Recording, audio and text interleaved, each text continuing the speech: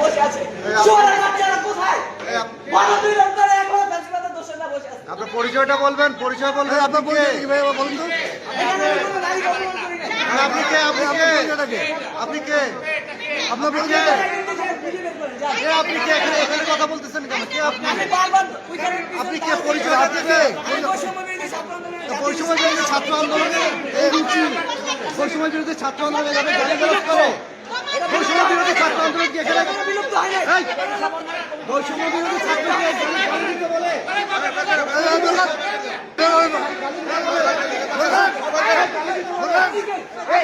কি ভাষায় কথা বলে এটা? হ্যাঁ, আশ্চর্য। ভাষায় কথা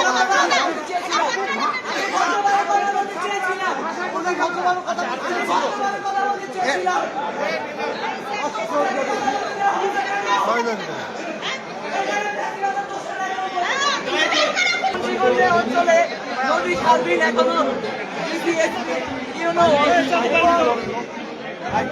এবং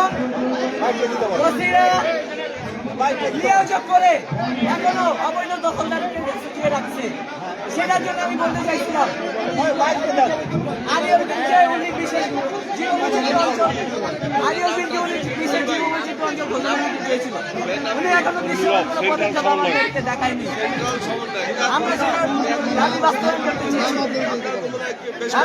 আমার সর্বশেষ দাবি ছিল যে এই বন অধিদপ্তর এবং পরিবেশ মন্ত্রণালয় এখনো আওয়ামী লীগের চিহ্নিত দালালে বসে আছে। তাদেরকে কেন আমরা বারবার ডকুমেন্ট সহকারে প্রমাণ দেওয়ার পরও তাদেরকে কেন অপসারণ করা হয়নি? এই ছিল আমার 3টা দাবি। আমি এই 3টা দাবি বলার জন্য 2 মিনিট সময় চেয়েছিলাম। এটার জন্য আমাকে 15 মিনিট দাঁড়িয়ে থাকতে হয়েছে। তারপর আমাকে সেশনটা দেওয়া হলো না। আমি তো আমার আইডেন্টি ইউজ করবো না। আমি এখানে গ্রিন বিক্রমপুর ফাউন্ডেশনের আহ্বায়ক হিসেবে এসেছি। আমি ইব্রাহিম নীরব, গ্রিন বিক্রমপুর ফাউন্ডেশনের আহ্বায়ক। আমার একই জায়গায় ছিল। আমি বৈষম্য বিরোধী ছাত্র আন্দোলনের জাতীয় বিশ্ববিদ্যালয়ের সাবেক সমন্বয়ক।